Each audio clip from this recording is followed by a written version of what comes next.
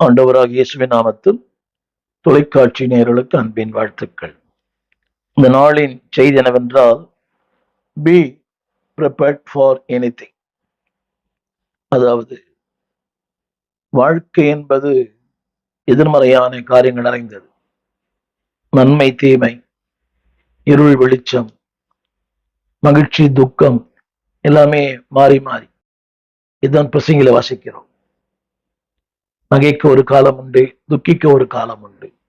ஆரோக்கியம், சுகவீனங்கள் மாறி மாறி வருகிறது.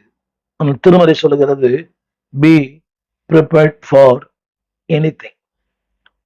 வாழ்க்கை என்பது நாம் நினைப்பது போல அல்ல. ஒவ்வொரு நாளும் நாம் எதிர்பார்க்காத ஏமாற்றங்கள், இழப்புகள் எல்லாருடைய வாழ்க்கையில வருகிறது. ஊழியருடைய வாழ்க்கையில நேற்று வரை இன்னைக்கு பேசினார், இன்றைக்கு அவர் துரோகி ஆகிவிட்டார். நம்மிடத்தில் நன்மை பெற்றவர் இன்றைக்கு நமக்கு விரோதியா இருக்கிறார். நம்மால் வளர்க்கப்பட்டவர் ஆனா இன்றைக்கு நமக்கு எதிராக கிரியை செய்கிறார். இதுதான் வாழ்க்கை. எனவேதான் ஆண்டவர் சொன்னார், பி prepared ஃபார் எனிதிங். நிறைய பேருக்கு இரக்கம் செய்கிறோம். இந்த ஊழியத்தில் ஏராளமான பேரை நாம் வளர்த்து விட்டோம். அத்தனை பேரும் இன்றைக்கு பக்தன் பாடின போல இன்றைக்கு மித்திருக்கள் சத்துருக்கள் ஆனார்கள். சத்துருக்களாயிருந்து மித்திருக்கள் ஆக்கினார். இன்னைக்கு மித்திருக்களாயிருந்து நம்மை சத்துருக்களாய் சத்துருளாயிட்டாங்க. பெற்ற பிள்ளைகள், உறவுகள், நாம் துணை என சொன்னவர்கள் நம்மை நட்டாற்றில் விட்டார்கள். கரம் பிடித்த கணவன், கைப்பிடித்த மனைவி, இன்னைக்கு ஊடகங்களை பார்க்கிறோமே, கணவனை ஆள் வைத்துக் கொள்ளுகிற மனைவி, இப்படி எல்லாமே. அதே போல மனைவியை தீர்த்து கட்டுகிற கணவன், பல காரியங்கள் உண்டு. அதற்கு தவறான உறவுகள், நம்பிக்கை துரோகம், கணவனுக்கு துரோகம் பண்ணுவது, இது உலகம் முழுவதும் நடக்கிற ஒரு காரியம். தேவன் சொன்னார், how to face this one, அதை எப்படி நாம் சந்திப்பது, இதை குறித்த ஒரு சத்தியத்தை தான் மத்தேயு சுவிசேஷம் 7ஆம் அதிகாரம் 24 தேவன் சொன்னார், ஆகையால். அந்த ஆகையால் என்ற வார்த்தைக்கு இவையெல்லாம் நடக்கும். நம்பிக்கை துரோகம், மோசடி, நம்பினோர் நம்மை கைவிடுவார்கள், நற்றாற்றில் விடுவார்கள். ஆகையால் அடுத்த வார்த்தை, நான் சொல்லிய இந்த வார்த்தைகளை கேட்டு, இதுதான் நம்முடைய வாழ்வின் ஆதாரம். கேட்டு. இரண்டாவது, அதன்படி செய்கிறவன். மூன்றாவது, அவன் எப்படி இருப்பானாம், கண்மலையின் மேல் தன் வீட்டை கட்டின புத்தி உள்ள மனுஷனுக்கு ஒப்பா இருப்பான். அடுத்து இன்னொரு வார்த்தை, அடுத்து அவன் வாழ்க்கையில பாருங்களேன், சொல்ல வந்த வார்த்தை கேட்கிறான், அதன்படி செய்கிறான், கண்மலை மேல் தன் வீட்டை கட்டுகிறான். Strong foundation. வசந்தை கேட்கிறான், is a man of action. செய்கிறான். இரண்டாவது, கண்மலை மேல் உறுதியான அஸ்திபாரம், ஸ்திரமான ஆழமான அஸ்திபாரம், இயேசுவே அஸ்திபாரம். அடுத்து அவனுக்கு ஒரு வார்த்தை போட்டது, புத்தி உள்ளவன், man of wisdom, man of common sense. ஆனால் அவனுடைய வாழ்க்கையிலையும் பெருமழை, பெருவெள்ளம், காற்று, மோதல், இது ஏற்புடையதா? வசந்தை கேட்கிறவன், செய்கிறவன், கண்மலை மேல் தன் வீட்டை கட்டுகிறவன், புத்தி உள்ளவன், காரியங்களை நிதானமாய் செய்கிறவன், திட்டமிடுகிறவன், யோசிக்கிறவன், சிந்திக்கிறவன், தீர்மானிக்கிறவன். ஆனால் அடுத்த வசனம், அவனுக்கும் பெருமழை, அவனுக்கும் பெருவெள்ளம், அவன் வாழ்க்கையிலும் காற்று, அவன் வாழ்க்கையிலேயும் மோதல். எப்படி இதை ஏற்றுக்கொள்ள முடியும்? அது ஒன்று, அது விழவில்லை. இதெல்லாம் வரும். This is a common thing for each and every man. அடுத்து இன்னொரு வார்த்தை கேட்பான், ஆனால் அதன்படி செய்ய மாட்டான்.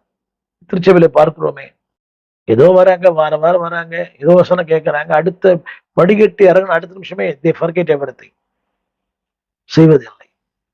அடுத்த வார்த்தை, அவனுடைய வீடு மணல் மேல், கற்பனை, 1000 கனவுகள். எப்படி இருப்பேன், அப்படி இருப்பேன், இப்படி இருப்பேன். யார் என்ன பண்றாங்க, வேர்ல்டு ஸ்டைல், உலக பிரகாரமான ஆடம்பரங்கள், உலக பிரகாரமான அந்த எல்லாமே உலக பிரகாரமாய். அடுத்த வார்த்தை, கொஞ்சம் கூட புத்தி இல்லாத ஒரு மனுஷன். அவனுக்கு இதெல்லாம் வருது, ஆனால் முழுவதும் அழிந்து போகிறது. மனிதர்கள் வாழ்க்கையில எல்லாருக்கும் ஒரே விதமான காரியங்கள் நினைக்கூடாது. இல்ல, எல்லாருக்கும் தெய்வ பக்தி உள்ள கூட வருது. பக்தி உள்ள அற்று போகிறார்கள், நீதிமான்கள் மடிந்து போகிறார்கள். இன்னைக்கு ஆண்டுக்குள்ள வாழ நிறைய பேருடைய குடும்பங்களில பாடுகள், போராட்டங்கள், பிரச்சனைகள், இழப்புகள், ஏமாற்றங்கள். But still God is the sovereign God. தேவன் ஆளுகை செய்யும் ஒரு தேவன். இந்த சத்தியம் என்னவென்றால், மத்தேயு 7ஆம் அதிகாரம், God want to encourage you. நம்மை உற்சாகப்படுத்த விரும்புகிறார். மகனே, இதுக்கெல்லாம் வரும். பெருமழை வரும், பெருவெள்ளம் வரும், மோதல் வரும், பெருங்காற்று வரும், எல்லாம் வரும். But I am with you. உன்னோடு நான் இருக்கிறேன். You will not be destroyed. நீ விழுந்து போவதில்லை, நீ முறிந்து போவதில்லை. எனவே தான் சங்கீதக்காரன் சொல்லுகிறான், அவர்களோ முறிந்து விழுந்தார்கள், நாங்களோ எழுந்து நிமிர்ந்து நிற்கிறோம். அப்படியானால் அவர்கள் முறிந்து விழுவார்கள். துன்மார்க்கர்கள், ஆணவ பேச்சு, அகங்கார பேச்சு, ஆணவ சிரிப்பு, அகங்கார சிரிப்பு, daily it comes every day. ஊழியர்ல கூட நல்ல ஊழியர்கள், மோசமான ஊழியர்கள், நல்ல போதகர்கள், கள்ள போதகர்கள். வேதம் அடிக்கடி சொல்லுது அந்த மாதிரி. நல்ல போதர் இருக்கிறாங்க, கள்ள போர் இருக்காங்க. So don't deceive yourself. ஏமாற்றிக் கொள்ள வேண்டாம். வேதம் சொல்லப்பட்டிருக்குது, அதாவது அதாவது அநேக தங்களை மெய்ப்பெற சொல்லுகிறாங்க, ஆனா மெய்ப்பெறக்கூடிய அடையாளங்கள் கொஞ்சம் கூட இல்லை. அந்த தகுதியோ அந்த கடுகளோ கூட மெய்ப்பெறர்களுக்குரிய தகுதி இல்லாதவர்கள் தங்களை மெய்ப்பெறன்னு சொல்லிக் கொள்ளுகிறாங்க. அரசியல் பின்னணி, ஆள் பின்னணி, அடியாட்கள், கட்ட பஞ்சாயத்து, வட்டி கொடுப்பது, வட்டிக்கு விடுவது, அடுத்தவர்களை பொருள் அபகரிப்பது, எப்படியெல்லாம், அதாவது மற்றவர்களுக்கு தீங்கு செய்ய முடியும், தீங்கு செய்வது, சட்டத்தினுடைய ஓட்டை, அந்த ஒடிசல்களை எல்லாம் அறிந்து கொள்வது, கேட்டபடி காரியங்களை செய்வது. எவ்வளவு பேர் நீங்க நேரில் கூட கேட்கலாம். ஒரே எழுத்து தான், சபைக்கு ஒரு எழுத்து தான். அவர் சின்ன எழுத்தை மாத்திடுறாரு, மாத்திட்டு என் சபை, ஒரே எழுத்து மட்டும் தான் மாறுது. ஒண்ணு தீ போடுவாரு, ஏதோ ஒண்ணு போடுவாரு, ஏதோ ஒரு ஸ்பெல்லிங்கை மாத்துறாரு.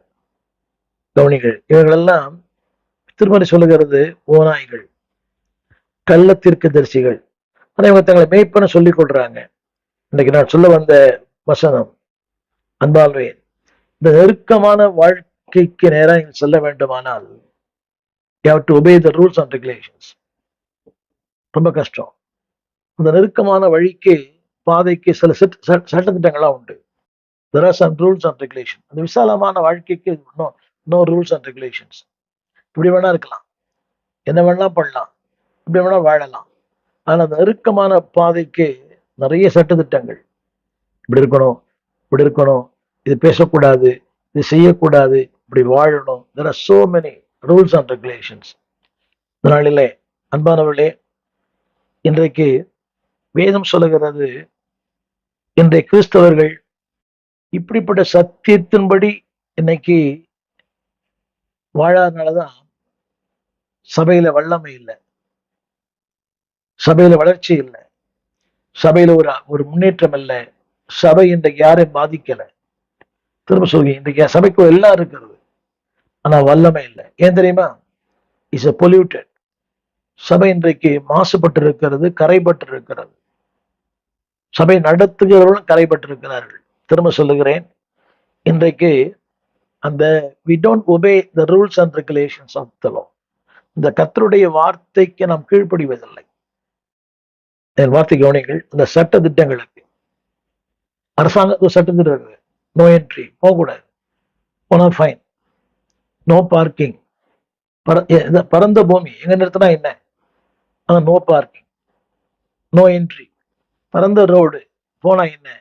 புரியுதா உங்களுக்கு? விசாலமான ரோடு தான், ஆனா ரெட் லைட் போகாதே. அதை மீறி செல்லும் போது இப்பெல்லாம் உடனே உடனே கேமரா போட்டோ எடுத்து அடுத்த நம்முடைய மொபைல் போனுக்கு வந்துருது. அன்பானுடைய இதை விட வேகமாய் தேவன் கிரியை செய்கிறார். when you violate God's system, தேவனுடைய அந்த வரம்பை மீறும் போது, தேவனுடைய கற்பனைகளை மீறும் போது, தேவனுடைய கற்பனை மீறும் போது அடுத்து உங்களுக்கு எனக்கும் நிச்சயமாக அதற்கு ஒரு தண்டனை உண்டு. அது மட்டுமல்ல, அதற்குரிய கான்சிக்வன்சஸ் அதை நாம் சந்தித்து ஆக வேண்டும். அந்த அதனுடைய விளைவுகளை நீங்கள் நான் சந்திக்கணும், உங்க பிள்ளைகளும் சந்திக்கணும். வேதத்தில் நான் படிக்கிற கிறிஸ்தவனுக்கும் வாழ்க்கை நான் பார்க்கிற கிறிஸ்தவர்களுக்கும் சம்பந்தமே இல்லை. வேதத்தில் பார்க்கும் கிறிஸ்தவர்களுக்கும் வாழ்க்கையில் சந்திக்கிற கிறிஸ்தவர்களுக்கும் இன்னைக்கு கொஞ்சம் கூட சம்பந்தமே இல்லை. இன்றைக்கு ஒரு சில காரியங்களை, அதாவது திரையில் விட பாருங்கள், Bible teaching and Bible Christian, வேதம் போதிக்கும் போதனைகள், பைபிள் டீச்சிங் வேதத்தின் போதனை, ஆப்போசிட் வேதத்தின் கிறிஸ்தவர்கள், ஜஸ்ட் ஆப்போசிட். ஆனால் தேவன் சொல்லுகிறார் ஒரு பெரிய வித்தியாசம். இதுக்கு என்ன காரணம் என்றால், அன்பானவர்களே, இன்றைக்கு செல்வின் நியூஸ் என்ற பக்தன் சொன்னார், there is a vast gap between our Christian talk and Christian walk. இன்றைக்கு நம்முடைய கிறிஸ்தவ வாழ்க்கைக்கும் கிறிஸ்தவ வார்த்தைக்கும் இடையே ஒரு பெரிய இடைவெளி. Vast gap between our Christian talk and Christian walk. பெரிய இடைவெளி இருக்குது. அதாவது வாழ்க்கை வேற, வார்த்தை வேற. மேடையில் முழங்குகிறார்கள், நிறைய பேர் பார்க்குறேன், தொண்டை கிழிய கத்துறாங்க ஆராதனையில் கூட. நான் வீட்டுக்குள்ள வந்தா அவர் பேசுகிற வார்த்தைக்கு அகராதிலே அர்த்தம் இல்லை. கணவனை, மனைவியை, பிள்ளைகளை. there's a gap between our walk and talk. அந்த பேச்சுக்கும் வாழ்க்கைக்கும் இடையே பெரிய இடைவெளி இருக்கிறது. இல்லை என்பானுடைய it should be go together. ரெண்டும் சேர்ந்து தான் போகணும். வார்த்தையும் வாழ்க்கையும் இணைந்து ஜெபிப்போம். ஆண்டவரே, என் வாழ்க்கையும் என் வார்த்தையும் சேர்ந்து செல்ல எனக்கு உதவி செய்யுங்க ஆண்டவரே. இன்றைக்கு நான் சொல்ல வந்த சில குறிப்புகள் என்னவென்றால், ஒரு 3 குறிப்புகளை சொல்லுகிறேன். நம்பர் ஒன், இங்கே நான் ஆரம்ப சொன்ன 2 வித்தியாசமான கூட்டத்தார் இன்றைக்கும் வாழ்கிறார்கள். ஒருவர்கள் வார்த்தை விரும்புகிறவர்கள், இன்னொருத்தர் வார்த்தை விரும்பாதவர்கள். இன்னைக்கு பாருங்களேன், ஊழியக்கார கூட்டத்தை கூட வார்த்தை யாரும் விரும்புறதில்லை. ஏன்னா ரொம்ப நேரம் பேசுறாரு இவரு. வார்த்தையை விரும்ப கொஞ்சம் பேர் தான். திருச்சபையில் கூட பாருங்க, ஒரு 10 நிமிஷம் வசனம் அதிகமாயிடுச்சுன்னா உடனே முகம் சுளிக்கிறது. சரியா சரீரனுடைய அந்த அங்க அசைவுகள் மாறுபடுகிறது. அங்க நெளியிறது, இங்க நெளியிறது, வாட்சி பார்க்கறது, ஒரு மாதிரி மோதுகிற பார்க்கறது, அடுத்தவங்களை பார்க்கறது. என்ன இவர் பேசிட்டே இருக்கிறாரு, இவருக்கு பொறுப்பே இல்லையா? தட் மீன்ஸ் அன்றைக்கு 2 கூட்டத்தார், வசனத்தை விரும்பினவர்கள், வசனத்தை விரும்பாதவர்கள். வசனத்தை கேட்கிறவர்கள், வசனத்தை கேட்க விரும்பாதவர்கள். வசனப்படி செய்கிறவர்கள், வசனப்படி செய்யாதவர்கள். வசனத்துக்கு தங்கள் அர்ப்பணித்தவர்கள், அதை எதிர்த்து நிற்கிறவர்கள் இன்னைக்கு இருக்கிறாங்க. எவ்வளவு சத்தியம் கேட்டா கூட அவங்க அப்படிதான் இருப்பாங்க. சமீபத்தில் ஒரு மெகா சபையின் போதரோடு பேசி கொண்டிருந்தேன். சபையில் 20,000 பேருக்கு மேல இருக்கிறாங்க. அவர் சொன்னார், அவர் அதிகமாக ஊழியர் கூட்டத்தை அதிகமாக நடத்துகிறவர், ஊழியர் கூட்டத்திற்காக ரொம்ப ஜெபிக்கிறவர், ஊழியர் கூட்டம் நிறைய நடத்துவார். சொன்னார், நாங்கள் ஊழியர் கூட்டம் நடத்துறது இல்லை, யாரும் மாறின மாதிரி தெரியல, இது வரைக்கும் யாரும் மாறல, இனியும் மாற மாட்டாங்க, இந்த ஊழியர் கூட்டம்லாம் வேஸ்ட் அப்படின்னாரு. அது உண்மையும் இருக்கிறது, அதில் ஏற்றுக்கொள்ள வேண்டியது இருக்கிறது. இத்தனை ஊழியர் கூட்டங்கள், ஏதோ ஒரு மாற்றம் இருக்கிறதா? ஊழியர் கூட்டத்திலேயே அடிதடி, ஊழியர் கூட்டத்தில் ஒரு சத்தம், ஊழியர் கூட்டத்தில் ஒரு குழப்பம், ஊழியர் கூட்டத்தில் ஒருத்தர் நீயா நானா, அவருக்கு 10 பேர், இவருக்கு 10 பேர். தேவையில்லையே. ஐக்கியம் என்று சொல்லும் போது அதில் என்ன ஐக்கியம் இல்லையே. யாரும் யாருக்கு வளைந்து கொடுக்க விரும்பவில்லை, யாரும் யாருக்கு இசைந்து கொடுக்க விரும்பவில்லை. கவனிங்கள், அங்கே இசைவும் இல்லை, இணைப்பும் இல்லை. இணைப்பு என்பது வேறு, இசைவு என்பது, ஜாயிண்ட் வேற, ஜாயிண்ட்ஸ் வேற. இணைப்பு அதாவது கொஞ்ச நாள் தான். இந்த இணைப்பு என்பது it stand for some time. Joint, இசைவு ஒரு நாள் இருக்கும். நான் சொல்ல வந்த முதல் குறிப்பு என்னவென்றால், நம்மளுடைய வாழ்க்கையிலே தவிர்க்கப்பட முடியாத சில காரியங்கள், இன்எவிட்டபிள்னஸ். நான் என்னுடைய செய்தி ஆரம்பத்தில் சொன்னேன், பி ப்ரிப்பேர் ஃபார் எனிதிங். வாழ்க்கையில் தவிர்க்கப்பட முடியாத சில காரியங்கள் உண்டு. நம்பர் 1, வாழ்க்கையின் புயல்கள் தவிர்க்கப்பட முடியாது, அன்பிரடிக்டபிள்னு சொல்லுவாங்க.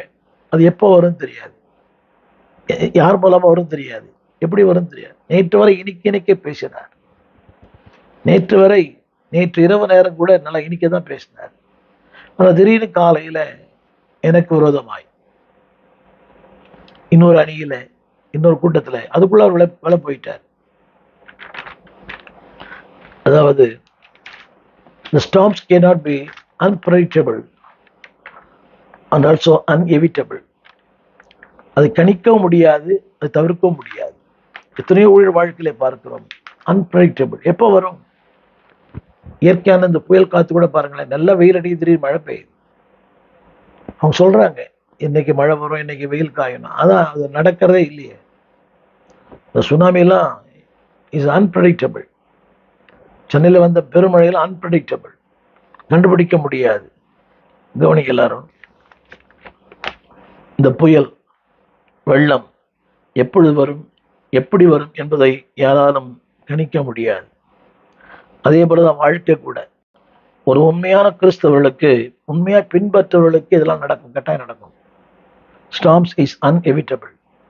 புயல் காற்று என்பது தவிர்க்க முடியாது. அது யாருக்கு உண்மையாய் பின்பற்றவர்களுக்கு, உத்தமமாய் நடக்கிறவர்களுக்கு, கர்த்தரை உறுதியாய் பற்றி கொண்டவர்களுக்கு தான் அதிகமான புயல் காற்று. ஆனா ஒன்று, இந்த புயல் காற்றுடைய நோக்கம் என்னவென்றால், it teach something, it take you to another level. ஒரு பாடங்களை கற்றுக் கொடுப்பது மட்டுமல்ல, இன்னொரு பரிணாமத்திற்கு உங்களை இது கொண்டு போகிறது. வாசித்து பாருங்கள், எபிரேயர் புஸ்தகம் 12ஆம் அதிகாரம் 12:4 முதல் 11 வசனங்கள். கர்த்தர் எவனிடத்தில் அன்பு கூறுகிறாரோ அவனை அவர் சிட்சித்து தாம் சேர்த்து கொள்ளும் எந்த மகனையும் தண்டிக்கிறார் என்று பிள்ளைகளுக்கு புத்தி சொல்லுகிறது போல நான் உங்களுக்கு புத்தி சொல்லுகிறேன். அடுத்த வார்த்தை 11ஆம் வசனம்.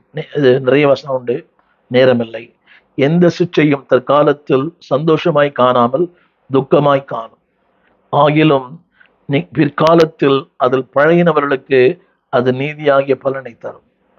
என்னை கேட்டுக்கொண்டிருக்கிற அன்பான தேவ பிள்ளையே, புயல் காற்றில், சூறாவளியில், கொந்தளிப்பில், அலைகளில் தவிக்கிற உன் வாழ்க்கையில் தேவன் சொல்கிறார், இக்காலத்தில் சந்தோஷமாய் காணாமல் துக்கமாய் காணும், ஆனால் அதில் பிற்காலத்தில் அதில் பழகினவர்களுக்கு நீதியாகிய பலனை தரும். உன் வாழ்க்கையிலே அது நீதியாகிய பலனை தரும். நிறைய வசனம் சொல்லிக்கொண்டே போகலாம். ரோமருக்கு நிருபம் 5ஆம் அதிகாரம் 1 முதல் 15 வசனங்கள் வரை. ரோமர் 5:3. உபத்திரமும் பொறுமையும், பொறுமை பரீட்சையும், பரீட்சை நம்பிக்கையும் உண்டாக்கும் என்று நாங்கள் அறிந்து உபத்திரவங்களிலே நாங்கள் மேன்மை பாராட்டுகிறோம். இது ஏற்றுக்கொள்வது மிக கடினம். உபத்திரவம் பொறுமையும், பொறுமை பரீட்சையும், பரீட்சை நம்பிக்கையும் உண்டாக்கும் என்று நாங்கள் அறிந்து உபத்திரவங்களிலே நாங்கள் மேன்மை பாராட்டுகிறோம். அது எப்படி? It is impossible, inevitable. ஆரம்பத்தில் சொன்னேன், கேட்டு செய்து. ஆனால் நல்ல கவனமாக கேட்க வேணும். ஆச்சரியம் என்னவென்றால், இதை சந்திக்க அநேகருக்கு ஆயத்தம் இல்லை, விருப்பம் இல்லை. சற்று இந்த வார்த்தையை கவனமாக கேட்கிறேன். They are reading the word, they are studying the word, they are praying. எல்லாம் நல்ல தெளிவு இருக்கிறது, ஞானம் இருக்கிறது, தமிழ்ல புத்தி உள்ள மனுஷர்கள் எல்லாம் இருக்கிறது. ஆனால் சந்திப்பதற்கான ஆயத்தம் இல்லை. இதை நீங்க ஏற்றுக்கொள்ள முடியாது. சந்திப்பதற்கான அந்த ஆயத்தம், அதாவது ஆரம்பத்தில் சொன்னேன், ப்ரிப்பேர் ஃபார் எனிதிங். இது கடினம். பேசுவது ரொம்ப சுலபம், ஆயத்தமாயிருங்கள். இதுதான் உலகம். நேற்று வரை நண்பர், இன்னைக்கு விரோதி. நேற்று வரைக்கும் அவர் உயிர் தோழன், இன்றைக்கு உயிர் எடுக்கிறவர். நேற்று வரைக்கும் ஜீவனை கொடுப்பான்னு நம்பணும், இன்னைக்கு நம்ம ஜீவனை எடுத்துடுறாரு இருந்தாள். இதுதான் வாழ்க்கை. இதெல்லாம் தவிர்க்க முடியாத காரணங்கள். கவனிங்க, இதில் இப்படி இதை சந்திக்க வேண்டுமானால், அன்பானவர்களே, தேவனோடு கூட அந்த இணைப்பு தேவை.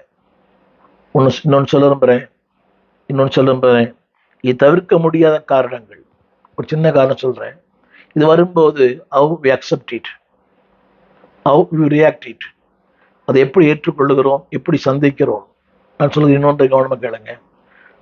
தேவனுடைய சமூகம் நிற்கணும் போது ஒண்ணு பாவியா நிக்கணும், இல்லை நீதிமானா நிக்கணும். whoever you are, தேவனுடைய சன்னிதானம் நிற்கும் போது ஒன்று பாவியா நிக்கணும், இல்லை நீதிமானா நிக்கணும். இந்த ரெண்டுக்கும் இடையில ஒண்ணும் இல்லை. You stand as a godly man or you stand as ungodly man. உன்னை நீதியுள்ள மனுஷன் நிக்கணும், இல்ல அநீதியுள்ள மனுஷன் நிக்கணும். எப்படிப்பட்ட மனிதனை நிக்க போறீங்க?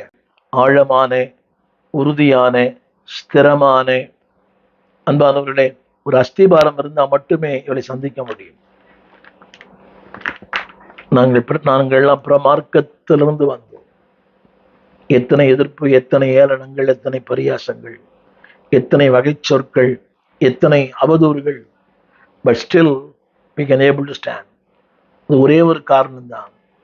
அந்த ஒரு காரணம் என்னவென்றால், அன்பானவரே, வாழ்வின் ஒவ்வொரு அந்த நிலைகளிலும் அஸ்திவாரம் சரியா இருக்குமையானால் வாழ்க்கை சரியா இருக்கும். எப்படி ஒரு கட்டிடத்துக்கு சென்னையிலே பார்க்கிறோம், எல்லாவற்றுக்கும் என்ன காரணம் என்றால் அஸ்திபாரங்கள் சரியா இருந்தால் கட்டிடங்கள் சரியா இருக்கும். இன்னைக்கு அஸ்திபாரமே சரியில்லை. அதாவது உணர்ச்சிகளை நம்பி சபைக்கு வர்றது, வேலை கிடைக்கும், வாழ்க்கை கிடைக்கும், பெண்ணு கிடைக்கும், பெரிய ஆளாயிடலாம், பணக்காராயிடலாம். ஊழியத்துல கூட அப்படிதான். அவர் பணக்காராயிட்டார், இவர் பணக்காராயிட்டார், அவர் கார் வாங்கிட்டார், பங்களா வாங்கிட்டார். உணர்ச்சிகள் நம்பி வர்றது, அது செயல்படாத போது எல்லாரையும் திட்டுறது, ஊழியக்காரனை திட்டுறது, ஊழியத்தை திட்டுறது, ஸ்தாபனத்தை திட்டுறது, கர்த்தரை திட்டுறது, எவன் யோக்கிய, எல்லாரும் ஏகவசனங்கள் தான். காரணம் என்னவென்றால் அஸ்திபாரம் சரியில்லை, எனவே வாழ்க்கை சரியில்லை. அன்பானவளே, ஆழமான விசாலமான அஸ்திபாரத்தை தோண்டி வாழ்ந்தாதான் வாழ்க்கை சரியா இருக்கும். எப்படி சொன்னாலும் புரியும். என்னைக்கும் வார்த்தையின் மேல் உங்களுடைய ஊழியத்தை கட்டுங்க.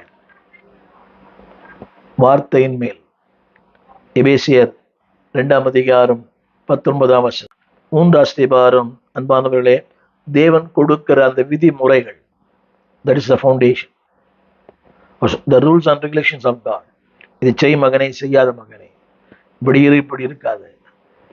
நாம் விரும்புகிறபடி வாழும்போது அஸ்திபாரம் சரியா இருக்காது. தேவன் சொல்லுகிறார், அன்பானவர்களே, சரியான வலிமையான கட்டிடம் வேண்டுமானால் வலிமையான சரியான அஸ்திபாரம் வேண்டும். கவனிங்க, அதற்கு என்ன தெரியுமா? அசைக்கப்பட முடியாத விசுவாச வாழ்க்கை, அசைக்கப்பட முடியாத உறுதித்தன்மை. திரும்ப திரும்ப இதைத்தான் வேதம் சொல்லுகிறது. வாழ்வின் ஒவ்வொரு புயல் காற்றுகளிலும், அன்பான தேவ பிள்ளைகளே, தேவனை நம்புகிற அந்த நம்பகத்தன்மை, அந்த உறுதித்தன்மை, இது இல்லாவிட்டால் நியாய தீர்ப்பின் நாளிலே நாம் நிற்க முடியாது. நான் சொல்ல வந்த இரண்டாவது வார்த்தை ஸ்ட்ராங் ஃபவுண்டேஷன். இதைத்தான் யாக்கோபு 1:22 வசனத்தை கேட்கல மட்டுமல்ல, அதன்படி செய்கிறவாயிருங்கள். அப்படி செய்யும் போது, அன்பானவர்களே, திரும்ப நான் சொல்ல நம்புகிறேன், அதாவது விசுவாசம் தேவை, உங்களுடைய முயற்சியும் தேவை. Faith and your efforts. நீ நினைக்கலாம் எஃபர்ட் எதுக்கு இல்லை, ஆழமான விசுவாசம், அதற்கான முயற்சி. அதைத்தான் வேதத்தில் எபிரேயர் வாசிக்கிறோம். முயற்சியும் பயிற்சியும் உடைய ஞானேந்திரனுடைய பூரண புருஷருக்கே விளங்கும். 3வது குறிப்பு, வைஸ் அண்ட் foolish people. புத்தி உள்ளவர்கள், புத்தி இல்லாதவர்கள். யார் புத்தி உள்ளவன்? எதையும் எதிர்பார்த்து ஆயத்தமா இருக்கிறவன். பாட்டெல்லாம் பாடுறோம். என்ன வந்தாலும் நம்புவேன் என் நேசர் இயேசுவை, யார் கைவிட்டாலும் பின் செல்வேன் எனது இயேசுவை. என்ன வந்தாலும், அதைத்தான் ஆரம்பத்திலே சொன்னேன். Ready for anything. வாழ்க்கை வரும், இதெல்லாம் கடந்து வந்தோம், அதில் வளர்ந்து வந்தோம். இன்னை கடந்து போய் கொண்டு தான் இருக்கிறேன். நான் பேசிக்கொண்டிருக்கும் போது தொலைபேசி அடித்து கொண்டே இருக்கிறது. எதிர்ப்பாளர்கள், வசைபாடுகிறவர்கள், புத்தி இல்லாதவர்களுக்கு ஆயத்தம் இல்லை, ஆயத்தமும் இல்லை. கவனிங்க, அதாவது வார்த்தையை கேட்கிறவன், நல்ல கவனிங்க கேளுங்க, வார்த்தையை கேட்கிறவன் செய்கிறவன் எந்த சூழ்நிலை திருப்பான். வார்த்தையை கேட்காதவன் சின்ன காரியம் வந்தாலும் நிலைச்சு நிற்க முடியாது. 2 காரியங்கள். ஆக்ட். நான் 2 வார்த்தையை சொல்ல விரும்புகிறேன். Act and do something. செயல்படுங்கள். இதை ஒன்று செஞ்சுட்டே இருங்க. இந்த நாளிலே தேவன் சொல்லுகிற வார்த்தை, அன்பானவர்களே, be respond to God's word. இதனுடைய வார்த்தைக்கு உங்களை அர்ப்பணியுங்கள். வாழ்க்கை என்பது இப்போ நான் படித்த வசனத்தில் 2 பேருக்குமே வருது. புயல் ஒரு வசனத்தை கேட்கிறவர் ஜெபிக்கிறவர் இல்லை. 2 பேருக்குமே புயல், 2 பேருக்குமே பெருவெள்ளம், 2 பேருக்குமே மோதல், 2 பேருக்குமே அந்த உருக்கள். ஆனால் ஒன்று நிற்கல. காரணம் என்னவென்றால் வார்த்தை, உறுதி, நம்பகத்தன்மை, ஆழமான வாழ்க்கை. இப்படி வாழ்க்கை வாழ அன்பானவர்களே எல்லாருக்கும் உண்டு. பிரசங்கம் பண்ற எங்களுக்கும் உண்டு, கேட்கிறவங்களுக்கும் உண்டு. ஆனால் வார்த்தை உங்களை கட்டும், ஸ்திரப்படுத்தும், சீர்படுத்தும், நிலப்படுத்தும், உறுதிப்படுத்தும். தேவன் தாமே உங்களுக்கு உதவி செய்வாராக. உங்களுக்காக ஜெபிக்க விரும்புகிறேன். ஜெபிப்போம். வானத்தையும் பூமியும் படைத்த நல்ல ஆண்டவரே, போராட்டமான உலகம் ஆண்டவரே, நாங்கள் பாடுவது போல வெள்ளங்கள் புரண்டு மோதினாலும் ஆண்டவரே, உள்ளத்தின் உறுதி அசையாதே. அந்த அசையாத உறுதியை எனக்கும் எங்களுக்கு தாரும். ஆண்டவரே, கப்படி நடித்தட்டிலே பயணம் பண்ணுகிற நீர் எங்களோடு கூட இருக்கிறீர் என்று அறிந்திருக்கிறோம். வெள்ளங்கள் புரண்டு மோதும் போதும் அந்த உள்ளத்தின் உறுதியிலே நாங்கள் இன்னும் ஸ்திரமாக இருக்க என்ன கேட்டோமே, ரெடி ஃபார் எனிதிங், எல்லாவற்றையும் சந்திக்க எங்களை ஆயத்தப்படுத்தும். யாரெல்லாம் இந்த புயல் காற்றிலே, இந்த சூறாவளியிலே, இந்த வெள்ளங்களிலே, இந்த மோதல்களிலே அசைக்கப்பட்டிருக்கிறார்களோ, தயவாய் இறங்கும், சீர்படுத்தும், ஸ்திரப்படுத்தும், நிலைப்படுத்தும், உறுதிப்படுத்தும். கண்மலைகளை கொண்டு போய் விடும். இது விரும்புகிற பாத்திரங்களாய் மாற்றும். இயேசுவின் நாமத்தில் நல்ல பிதாவே, ஆமென். அன்பான தேவ பிள்ளைகளே, வார்த்தையை கேளுங்கள், அதன்படி செய்யுங்கள். என்ன வந்தாலும் அவர் பார்த்து கொள்ளுவார். உங்களுக்காக ஜெபிக்க விரும்புகிறேன். இந்த செய்தியை குறித்த உங்கள் கருத்துக்களை பகிர்ந்து கொள்ளுங்கள். இந்த ஊழியத்திற்காக ஜெபியுங்கள். எங்களின் ஜெபத்திலே தாங்குங்கள். God plus. நிறைந்து நிறைந்து நிரம்பிடுவே, பெற்ற ஊழியம் நிறைவேற்றுவே. நிறைந்து நிறைந்து நிரம்பிடுவே, ஆவியினால் வார்த்தையினால் அனுதினமும் நிரம்பிடுவேன். ஆவியினால்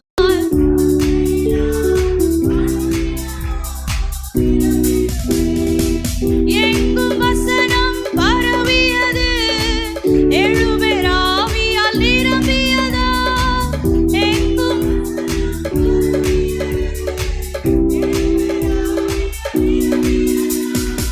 சீடர்கள் தொகையும் பெருகியது, சீடர்கள் தொகையும் பெருகியது.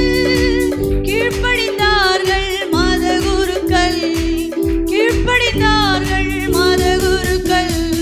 ஆவியினால் வார்த்தையினால் அனுதினமும் நிரம்பிடுவேன்.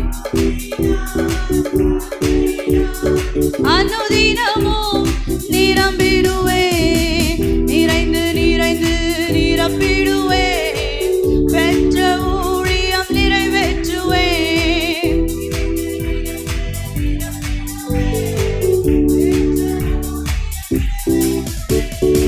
ஸ்தேவான் செய்தார் அதிசயங்கள், தேவ ஆவியால் நிரம்பினதா.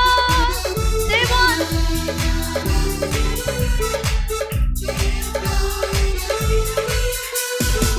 திரளான மக்கள் திரும்பினார்கள். வர்ணபாவியால் நிரம்பியதா, வர்ணபாவியால் நிரம்பியதா. ஆவியினால் வார்த்தையினால் அனுதினமும் நிரம்பிடுவேன். ஆவியினால் வார்த்தையினால் அனுதினமும் நிரம்பிடுவேன். நிறைந்து நிறைந்து நிரம்பிடுவேன், பெற்ற ஊழியம் நிறைவேற்றுவேன்.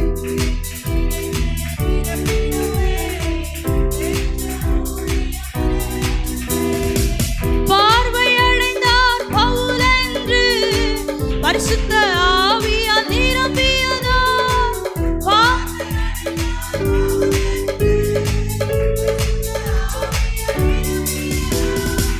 போஜனம் செய்து பலனடைந்தார், போஜனம் செய்து பலனடைந்தார். தாமதமின்றி பிரசங்கம் செய்தார். ஆவியினால் வார்த்தையினால் அனுதினமும் நிரம்பிடுவேன். ஆவியினால் வார்த்தையினால் அனுதினமும் நிரம்பிடுவேன். உங்கள் விலாசம் போதகர் ஸ்டீஃபன் தேவகுமார், திறந்த வாசல் சபை, நம்பர் 65, பரமானந்த தெரு, 7 கிணறு, சென்னை 600001. தொடர்புக்கு 9841839287. மேலும் 044-4318-3330. எங்கள் மின் அஞ்சல் stephenopendor@gmail.com. எங்கள் தேவ செய்திகளை யூடியூப் சேனலில் பார்த்து பயனடையுங்கள். தேவன் உங்களை ஆசிர்வதிப்பாராக.